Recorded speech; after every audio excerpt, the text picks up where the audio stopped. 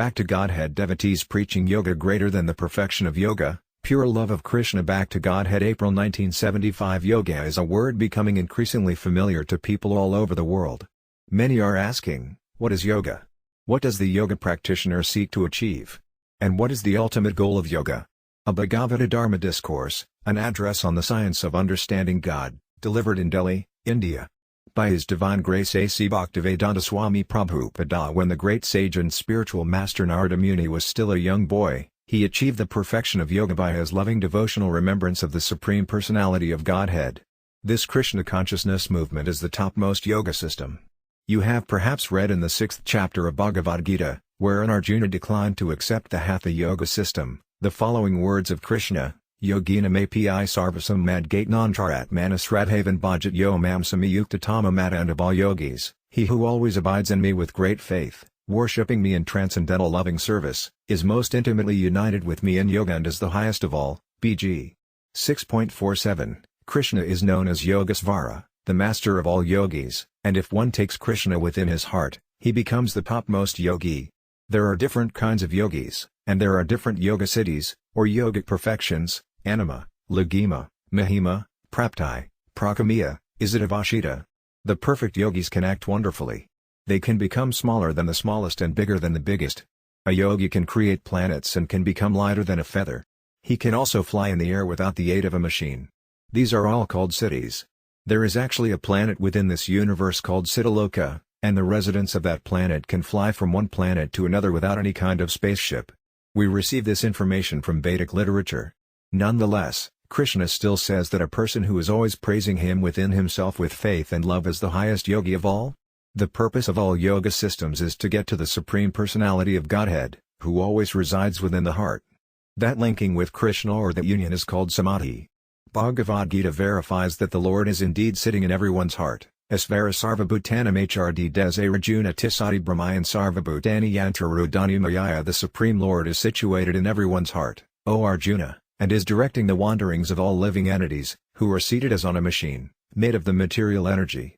BG 18.61. Actually, everyone is carrying the Supreme Lord within his heart, but one who is conscious of carrying the Lord is Krishna conscious.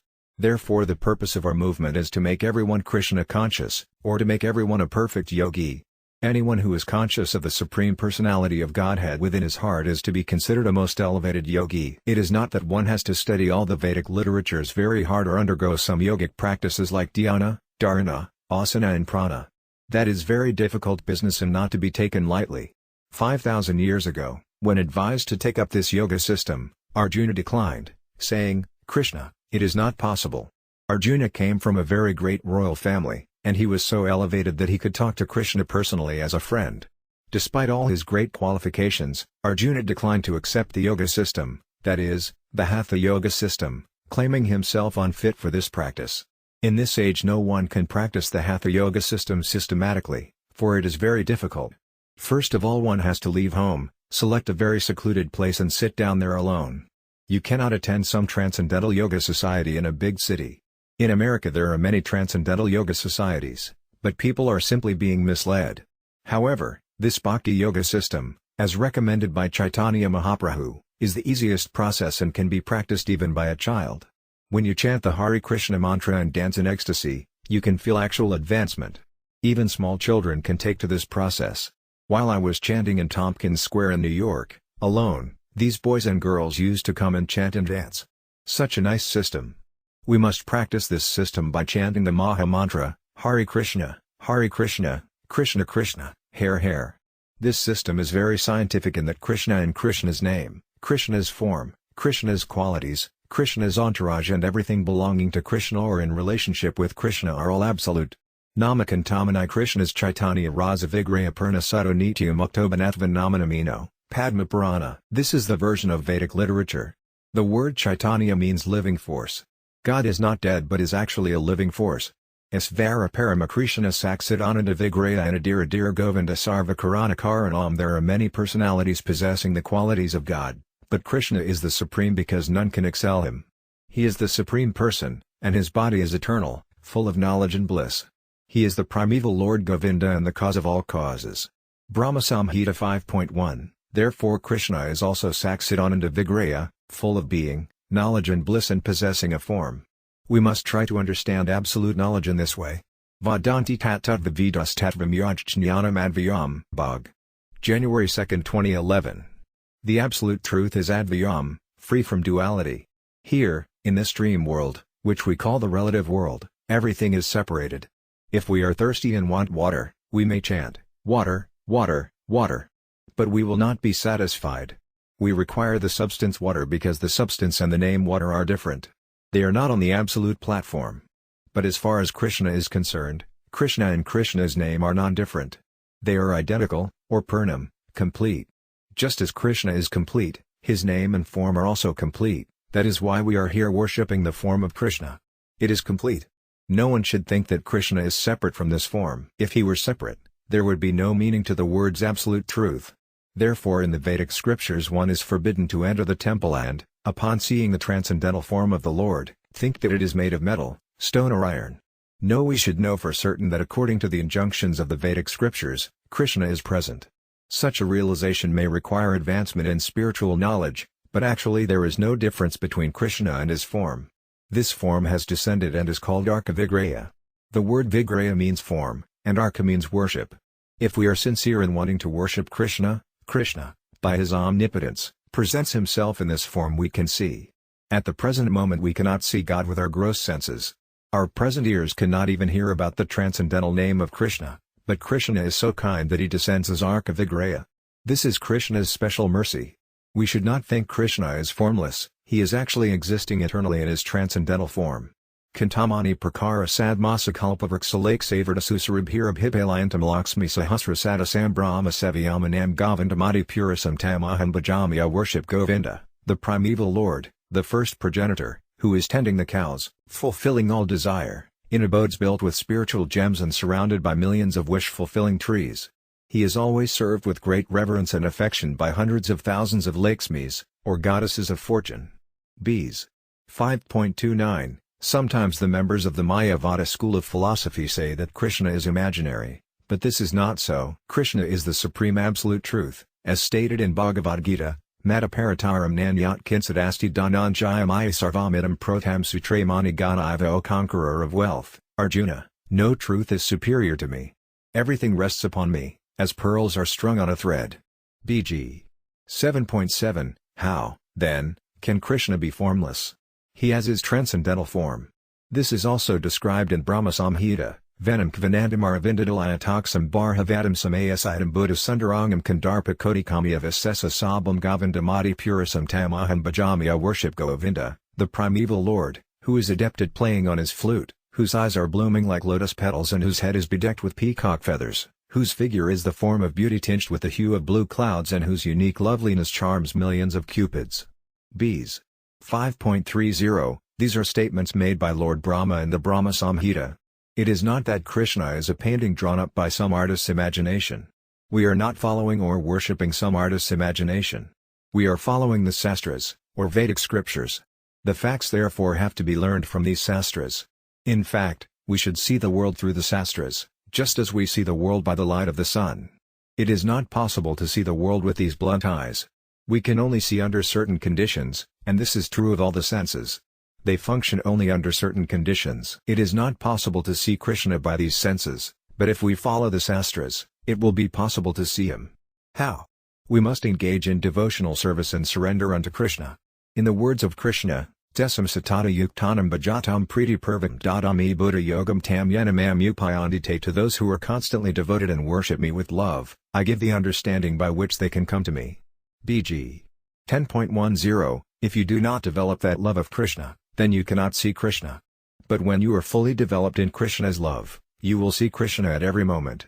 Premanjana kurita bhakti vilokanina santasadaiva ride suvilakayanti yam sayamasundara makantaya gunasvarupam govindamadi purasam tamaham bhajami. I worship Govinda, the primeval Lord, who is Sayamasundara, Krishna himself, with inconceivable innumerable attributes, whom the pure devotees see in their heart of hearts with the eye of devotion tinged with the salve of love. Bs.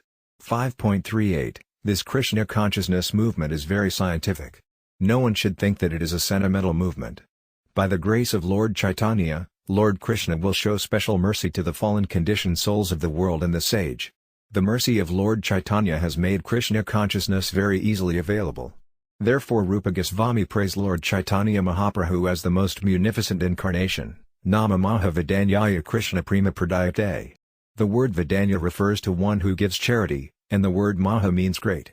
Chaitanya Mahaprabhu is addressed as Maha Vidanya because he distributes Krishna Prema, love of Krishna, generously to everyone.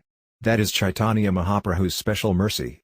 Just at the right moment, Chaitanya Mahaprabhu came to claim the fallen conditioned souls. All my disciples were on the platform of the reprobates Jagai and Madhai, but simply by chanting this Hare Krishna mantra, they have changed.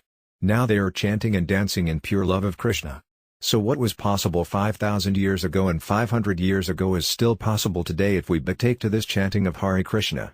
We must also take care to cleanse the impurities from the mirror of the mind, or, in the words of Lord Chaitanya, Sito Darpanamarjanam.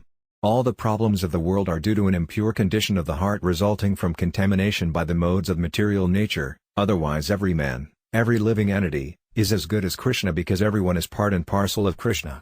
In Bhagavad Gita Krishna claims all living entities as his parts and parcels. Mama evamsa yua lokayi bhutasanatanamanasastanindriyani prakritisthani. The living entities in this conditioned world are my eternal, fragmental parts. Because of conditioned life, they are struggling very hard with the six senses, which include the mind. BG 15.7. Thus if Krishna is Saksidananda Vigraya, we are also Saksidananda Vigraya. However, we are now covered by these material bodies and minds, and we have to cleanse them. That is not impossible. It is made possible by the chanting of the names of Krishna. The name of Krishna and Krishna, the Supreme Person, are non-different. Lord Chaitanya has also confirmed this. Nam namakari bahudanija sarvasaktis tatrarpadaniyamita smarane nakala adadrasi tavakarpa bhagavan mamapidura deva midrasamaya janunanurago. My Lord, your holy name alone can render all benediction to living beings, and thus you have hundreds and millions of names like Krishna and Govinda. In these transcendental names you have invested all your transcendental energies. There are not even hard and fast rules for chanting these names. O my Lord, out of kindness you enable us to easily approach you by your holy names, but I am so unfortunate that I have no attraction for them. Siksautaka 2, we do not arbitrarily say that everyone should chant Krishna, but we chant Krishna because Chaitanya Mahaprabhu chanted Hare Krishna. However, if one has any other names for God, one can chant them also. Chaitanya Mahaprabhu verified that God has many names, Nam Namakari Bahuda. However, no one should just make up a name of God. The name must be real, not imaginary. Krishna's name, for instance, has been chanted from time immemorial. The name Krishna is found in Bhagavad Gita and in Srimad Bhagavatam. Srimad Bhagavatam was written 5,000 years ago, so Krishna's name is not some new invention.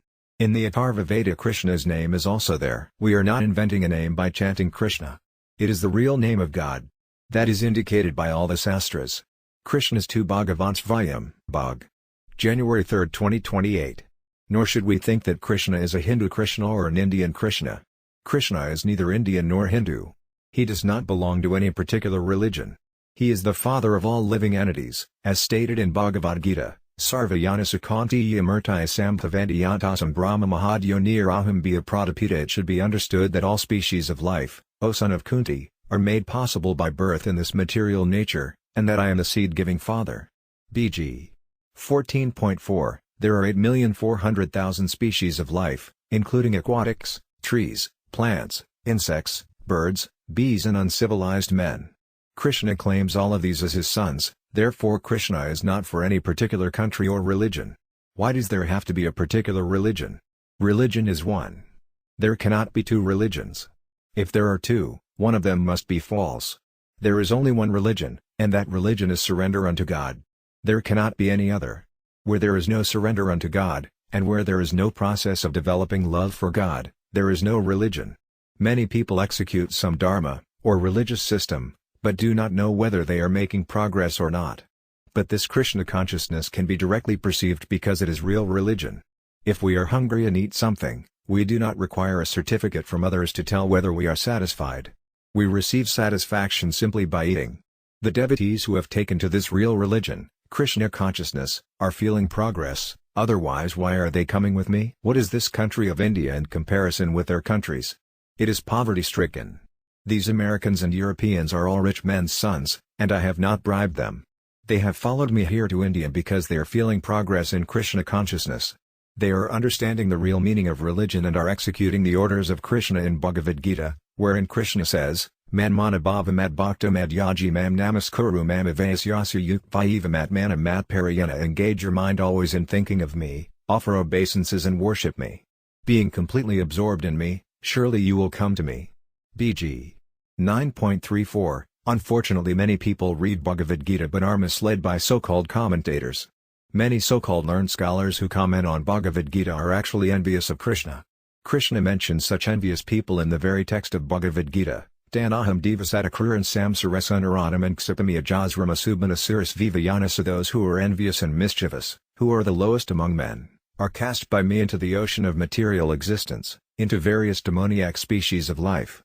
BG 16.19 As stated in the 7th chapter, one who does not surrender to Krishna is Naradhama, lowest among men. Why? Because the human form of life is meant for developing Krishna consciousness. The animals cannot develop Krishna consciousness, and similarly if a human being does not develop Krishna consciousness, he is low on the scale of living entities. As the Vedanta Sutra enjoins, this life is meant for inquiring about Brahman, about God. This Krishna consciousness movement is therefore important, for we are giving every living entity the chance to make his life successful. As Krishna states, Mama petya punarjanmadakalayam asvatam napnuvanti mahatmana samsiddham paramam gata. After attaining me, the great souls, who are yogis in devotion, never return to this temporary world, which is full of miseries, because they have attained the highest perfection. BG 8.15 This is the highest perfection of life, to understand and approach Krishna. Our humble request is that everyone take to this Krishna consciousness. It does not matter what position a person may be in. Krishna says, Mam hi partavai pasritiyi paisipapayani astrayovasias tathasudars de payanti param gatamosano partha. Those who take shelter in me, though they may be of lower birth, can approach the supreme destination. BG 9.32 One can therefore approach Krishna regardless of birth or situation. That is the verdict of all the scriptures and all the Vedas. If we just try to understand Krishna, our lives will be successful. Krishna can be understood by two processes, and one is this process of bhakti yoga. One can also try to understand Krishna by the process of philosophical speculation, or jnana. But if one takes to bhakti yoga, Krishna consciousness, his knowledge will actually be perfect. Bahunam janmanamanti jnanavan mam prapadyate vasudeva sarvam iti samahatma sudurlabha. After many births and deaths, he who is actually in knowledge surrenders unto me, knowing me to be the cause of all causes and all that is. Such a great soul is very rare. BG 7.19 In this verse the word Mahatma, great soul, refers to an unflinching devotee of Krishna. One who has unflinching faith in Krishna has to be accepted as a sadhu, a holy man, even though his behavior may not be in order. API set sudurakara bhajat mamananya bhaksatar eva samantavya samyag vyavashido hisa. Even if one commits the most abominable actions, if he is engaged in devotional service, he is to be considered saintly because he is properly situated. BG 9.30 We must develop love of God. That is the actual test. At the present moment we cannot perceive Krishna, we have to purify our senses. Savai pumsam paro dharmo yado bhaktar adhak sahe.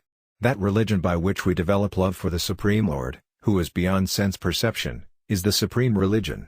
The process of worship is very simple, and Krishna gives it in Bhagavad Gita. Patram puspam phalam toyam yomi bhakcha prayakati tadaham bhakti apartamaya sanami prayatatmana. If one offers me with love and devotion a leaf, a flower, fruit or water, I will accept it. BG 9.26 Of course Krishna's process of eating is different from ours. If we offer Krishna a plate of food in the temple, after he eats we will see that the food is still there.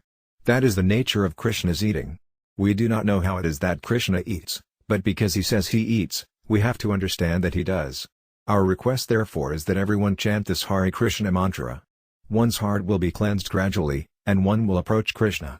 I did not tell these boys and girls from America and Europe to become my disciples, but when they began chanting the Hare Krishna mantra they automatically did.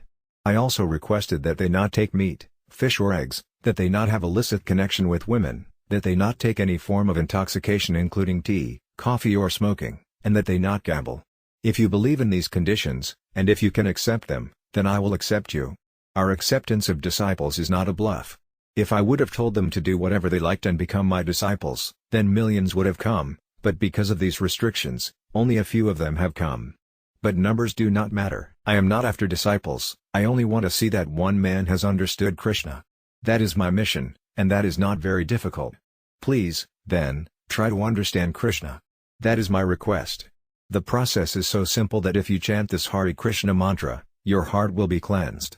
Then you will understand Krishna. And if you are curious to know Krishna, Krishna will give you the intelligence. The opportunity is there. Don't misuse this human form of life and forget Krishna. Try to understand, develop your Krishna consciousness and be happy. Earth, water, fire, air, ether, mind, intelligence and false ego, these are the 8 inferior energies of Krishna that make up the material world. But beyond these material energies is Krishna's superior energy, consisting of the living beings who are struggling with material nature and who are sustaining the universe. There is more to a person than just the outward material body. And then, too, there is even more than the mind and intellect. Within the body and mind is that intangible something, that spiritual force that gives life to this material universe. But what is that spiritual energy within us? Where does it come from? Where is it going? If you've ever asked yourself these questions, you'll find this book uniquely valuable.